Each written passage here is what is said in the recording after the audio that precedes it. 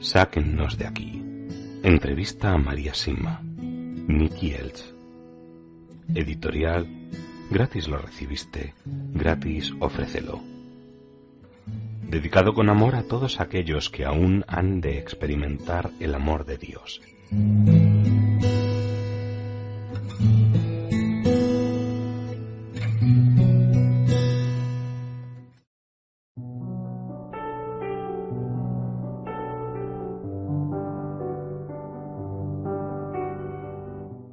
La confesión.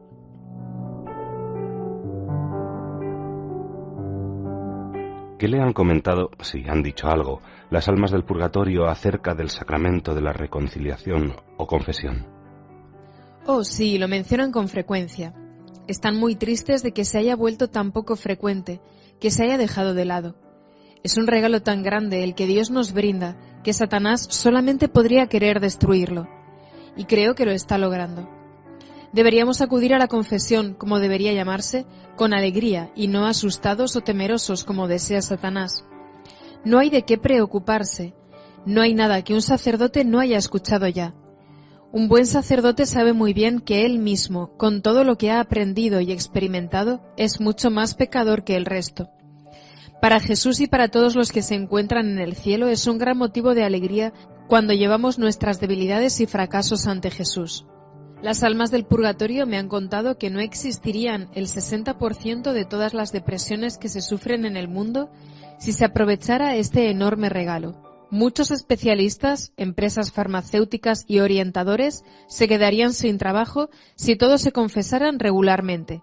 Nuestro Señor puede salvar y sanar a todos y a todo, según Él quiera, tan solo con pedírselo. Nuestra Madre ha dicho, y creo que fue en Medjugorje, que la confesión mensual sanaría a Occidente. La confesión no se entiende correctamente.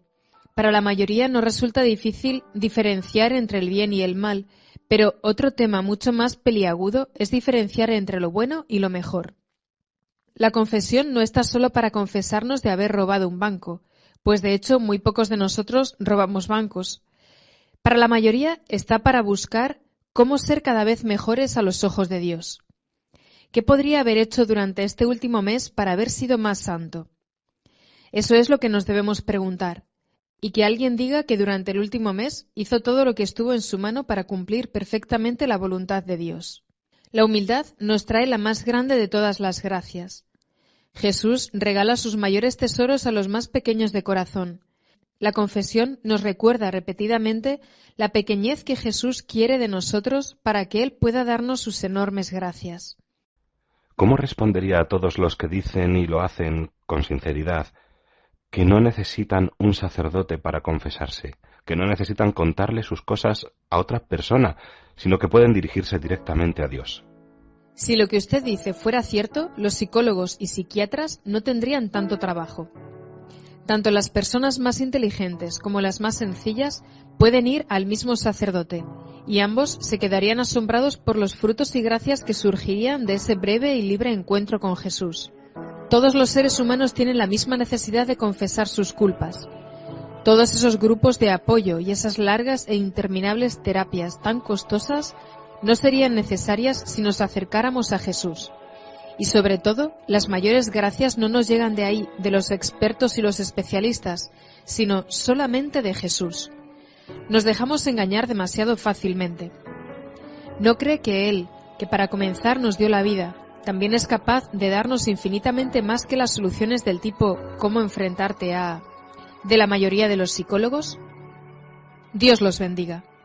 Muchos de ellos ni siquiera reconocen la realidad del pecado. ¿Y cómo van a poder tratar entonces la realidad del perdón?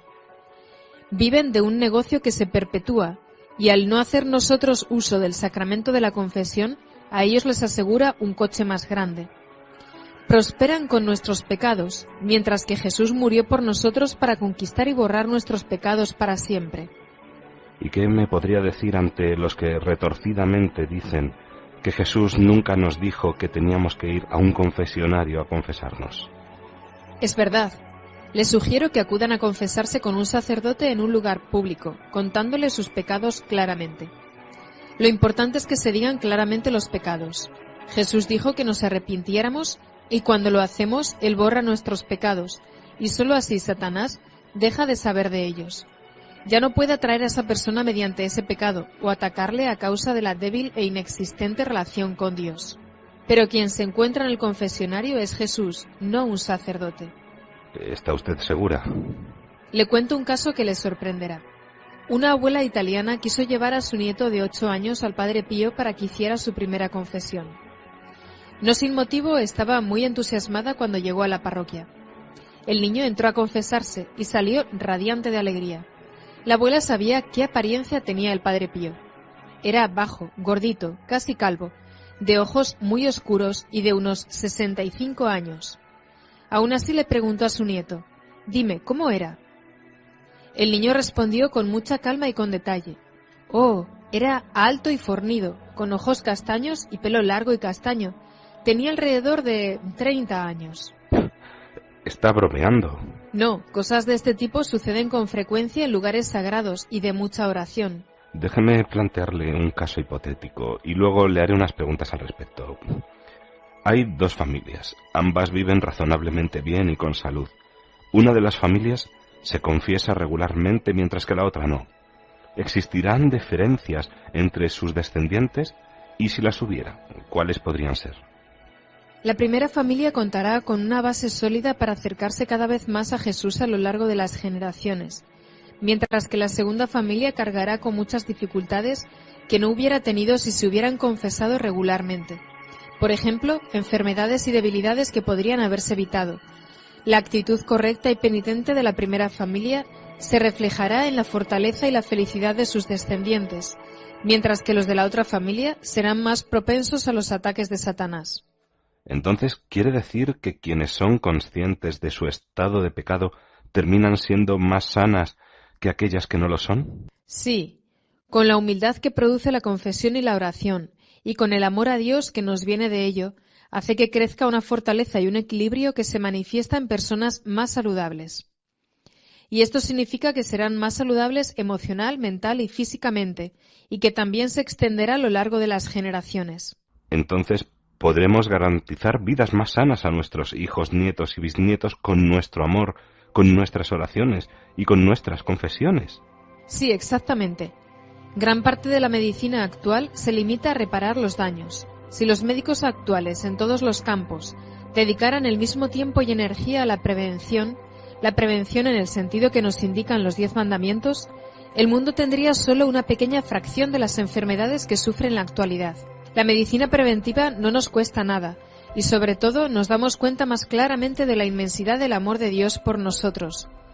Esto no es un juego para Él. Él se llena de alegría cuando estamos llenos de paz y de la felicidad que produce. Dios solo quiere vernos felices, libres y saludables. Entonces, ¿puede explicar la función de la contrición y del arrepentimiento en el momento de la muerte? Nos libramos de todas nuestras culpas con una buena confesión, si es totalmente honesta y si nos arrepentimos de corazón. Pero también hay que reparar el daño causado. Aún no quedamos completamente librados de esos pecados. Para obtener la total absolución, el alma debe quedar libre de toda atadura. En el caso de una madre con muchos niños pequeños que está a punto de morir, deberá entregarse hasta tal punto que pueda decir con sinceridad: Dios te entregó todo a ti, que se haga tu voluntad. Esto puede ser muy, muy difícil. La libertad mediante el pago de hasta el último céntimo, como dice Jesús en el Evangelio, se da entre nosotros y Dios, entre nosotros y los demás, con una reparación extra y liberándonos totalmente de toda atadura sobre asuntos que no sean los de Dios. Entonces, estar totalmente libre de todo pecado sería un proceso de 3 pilares. Sí. Primero, expiación entre nosotros y Dios. Luego, expiación entre nosotros y la persona a la cual herimos, que también nos implica siempre a nosotros mismos. Y finalmente, la reparación por medio de la oración y las buenas obras. No solo se debe borrar el pecado, sino que también se debe reparar. ¿Las personas no católicas y los no cristianos también deben confesarse? Oh, sí. Ningún sacerdote que desee cumplir las enseñanzas de Jesús puede rechazar a un penitente. Sin embargo, si esto ocurre, sugiero a esa persona que rece por ese sacerdote que le ha rechazado y que mire adelante. No importa quién sea el pecador, qué educación ha tenido o de dónde proviene. Todo lo que necesita es un arrepentimiento profundo por todo el mal que ha hecho. Pronto ese pecador encontrará un sacerdote por voluntad de Jesús, se lo puedo asegurar. A pesar de que los no católicos no pueden recibir el sacramento de la confesión, realizar una confesión informal les haría tanto bien a sus almas, puedo asegurarlo. Cuando un no católico busca esto, Dios le concederá unas gracias muy, muy grandes.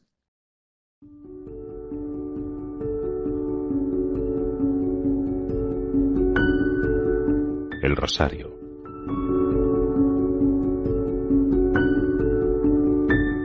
¿Cuál es su opinión con respecto al rosario?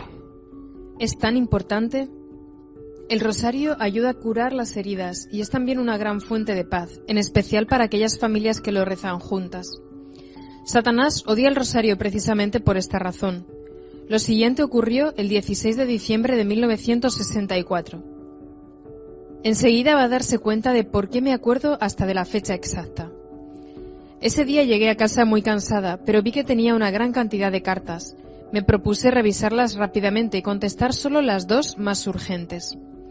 Elegí 2 y me di cuenta de que lo que se necesitaba en ambos hogares era un rosario en familia, y así desaparecería la angustia que experimentaban. Entonces me senté y saqué la carpeta donde guardo papeles y sobres. La coloqué aquí en el centro de la mesa, la abrí y extraje 2 hojas y 2 sobres. Como acostumbro, comencé a escribir la dirección en los sobres antes de escribir las cartas. Repentinamente escuché un silbido agudo y vi a Satanás parado aquí a mi derecha. Era un hombre moreno y atractivo, de 30 años, que me lanzaba miradas de odio y rabia. Lo ignoré y continué escribiendo las direcciones en los sobres. Luego sentí olor a quemado que me sorprendió. Miré dentro de la carpeta y por la ventana. Nada. Luego pensé, hoy no he encendido nada hasta ahora, debe ser la casa de los vecinos. Pero cuando miré nuevamente hacia la derecha, Satanás había tomado las 2 hojas de papel, las había arrastrado hasta el borde de la mesa y tenía su mano sobre ellas. Había una zona negra completamente quemada sobre la hoja en la que había apoyado su mano, y ese era el olor que yo había sentido. En el nombre de Jesús le ordené que se retirara, y así lo hizo rápidamente. Terminé las 2 cartas, y al principio pensé en tirar las hojas quemadas, pero como solo la cara de arriba de ambas hojas estaba dañada, mientras que la de abajo solo se encontraba levemente oscura, pensé entonces que sería mejor si se las mostraba al párroco. Me agradeció que no las hubiera tirado porque quería que las estudiara un laboratorio de física en Innsbruck. En su opinión, era físicamente imposible que se quemara solo una cara sin quemarse también la otra. Envió las hojas al laboratorio preguntando si allí podían hacer lo mismo. Pasados 3 meses, el laboratorio las devolvió diciendo que era imposible y que estaba equivocado, que la segunda hoja no podía haber estado debajo de la quemada. Pero no, yo no estaba equivocada. El original se perdió cuando se quemó mi casa, pero había hecho una foto de las hojas quemadas. La foto la hice cuando la segunda hoja de papel que estaba debajo ya se había roto. En resumen, así odia Satanás el rosario. ¿Qué le diría a aquellas personas a quienes el rosario les parece aburrido e inútil a causa de las repeticiones? La humildad presupone que hablemos solo de lo que hemos experimentado. Quienes afirman eso es que no han rezado el rosario. La meditación de los misterios, la meditación de la vida de Jesús, nos brinda tanta paz y alegría que Satanás se vuelve loco. María hizo muchas promesas a aquellos que rezan el rosario, y lo hizo por medio de Santo Domingo. Conozco a una mujer que se compró un rosario nuevo, a unos 100 metros de la iglesia a la que se dirigía a rezar con un grupo numeroso de peregrinos. Cuando se arrodilló en el banco, lo buscó en su bolso y se encontró que solo quedaba un puñado de cuentas sueltas y muchos pedacitos de alambre. El diablo lo había soltado todo para que no rezara el rosario. Satanás odia la paz y odia la curación, y el rosario es extremadamente curativo y un arma muy poderosa contra él. ¿Alguna vez se le ha aparecido algún alma del purgatorio pidiéndole que rezara un rosario con él o ella? Sí, eso sucede. Recuerdo una vez, fue en los años 50, cuando viajaba en tren desde Bludenz. Era uno de esos días en los que había muchos viajeros, así que elegí, como hago habitualmente, el último vagón del tren. Subí y pronto encontré un compartimento en el que viajaba solamente una mujer. Me senté a su lado. Todavía no me había acomodado cuando sacó un rosario de su bolso y dijo: «Bueno, aquí hay alguien que rezará el rosario conmigo». Lo primero que pensé fue: si hace lo mismo con todo el que entra, no me extraña que esté sentada aquí sola. Pero, por supuesto, yo estaba muy feliz de rezar con ella el rosario, y en el tiempo que duró no entró nadie al compartimento. Cuando terminamos, dijo: «Gracias a Dios», y desapareció al instante. Me encontré totalmente sola en el compartimento, mientras numerosas personas daban vueltas por los pasillos. Solo en ese momento fue cuando tuve el presentimiento de que se había tratado de un alma del purgatorio.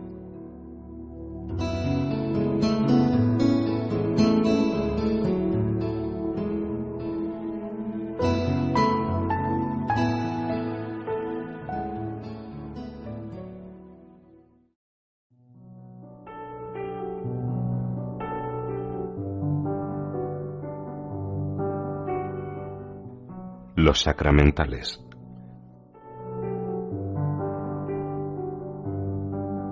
¿Qué son los sacramentales? ¿Son importantes para nosotros y para las almas del purgatorio? Sí, son muy importantes y deberíamos usarlos siempre que podamos. Las almas aman todos los sacramentales, entre los que se incluyen el agua bendita, el aceite, la sal, las medallas, las velas y otros objetos. Puedo contar una historia magnífica y muy interesante sobre este tema. Sé de una mujer que le prometió a las almas del purgatorio encender una vela bendita por ellas todos los sábados. Un sábado su marido le dijo: «Deja de hacer eso, no tiene sentido. Es ridículo, los muertos están muy contentos. No creo que necesiten que enciendas una vela y no me interesa lo que les hayas prometido». Por supuesto, la mujer se entristeció porque quería cumplir su promesa, aunque no quería desobedecer a su esposo. Entonces pensó: «Muy bien, la pondré en la estufa y allí no la verá». Colocó la vela en la estufa y cerró la pequeña puerta, que por cierto tenía una ventanita también pequeña. Salió entonces de la casa, y al poco tiempo llegó su marido. Cuando estaba a punto de tirar algo, se dio cuenta con sorpresa de que en la estufa había una luz, así que extrañado abrió la puerta y miró dentro. Para su gran asombro, no solo vio la vela ardiendo, sino 6 pares de manos juntas en actitud orante alrededor. Cerró la puerta y esperó a que regresara su mujer. Cuando llegó le dijo: «¿Por qué has puesto la vela dentro de la estufa? Deberías ponerla aquí en la mesa». ¿Les gusta también algún tipo de música en particular? Sí, les gusta la música sacra y de forma especial el sonido de las campanas que convocan a las familias a la iglesia. Así que nos puede sorprender que en algunos laicistas protesten diciendo que las campanas son una invasión a su privacidad. Satanás tiene otro punto más a su favor si las sociedades están tan espiritualmente muertas como para no reaccionar ante estos ataques. ¿Cómo puede ayudarnos, a nosotros y a las almas del purgatorio, el agua bendita? Deberíamos tener agua bendita a mano en todos los hogares. Deberíamos usarla con frecuencia. En caso de que algo nos perturbe o si se ha cometido un gran pecado, deberíamos rociar el lugar con agua bendita. Es una protección poderosa contra Satanás. Las almas del purgatorio piden que haya agua bendita en todas las tumbas y se congregan y nos ayudan en cualquier lugar donde se utilice con frecuencia. También para discernir si una actividad es demoníaca o no, el agua bendita contestará rápidamente la pregunta por nosotros. Los demonios escapan de ella y vuelve la paz cuando se utiliza. Existen además estudios en la actualidad que prueban que el agua bendita es también una protección contra las radiaciones peligrosas. ¿De qué otra forma puede algo bendecido por un sacerdote ayudarnos a protegernos en nuestra vida diaria? Los sacerdotes deberían volver a bendecir más y más. Bendecir los hogares, las cosechas, los automóviles y todas las empresas. No sería mala idea bendecir toda la sal que se utiliza en invierno para mantener las calles libres de hielo. De esta forma se reduciría notablemente el número de accidentes y sería beneficioso para todos.